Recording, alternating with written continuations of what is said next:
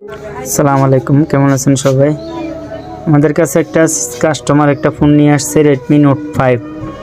Charging সমস্যা, চার্জে লাগাইলে শো করে, ভোল্টেজ জমা হয় না।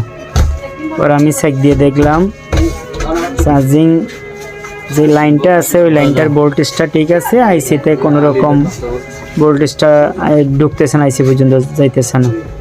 পর আমি ভালো মতো চেক দিলাম লাইনগুলা, আইডি লাইন, বিপিএস লাইন, এগুলো চেক দেওয়ার পরে দেখতেছি চার্জিং এসিতে এই সমস্যা।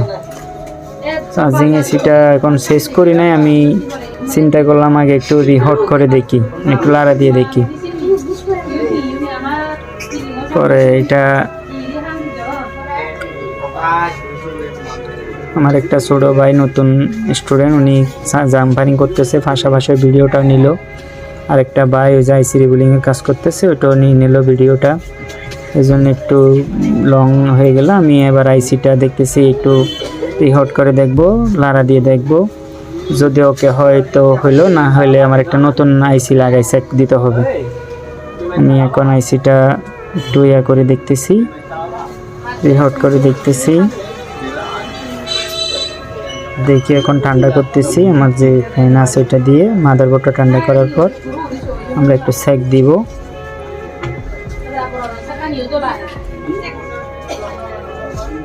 আমার যে ছোটো ভাইটা ভিডিও করতেছে, উনি একটু হালকা দুষ্ট টাইপের, উনি একটু মাঝে মধ্যে মজা করে ভিডিও নিয়ে। দেখি এখন আমি এবার বোর্ডটা ঠান্ডা হওয়ার পরে আস্তে ধীরে ফিটিং করতেছি।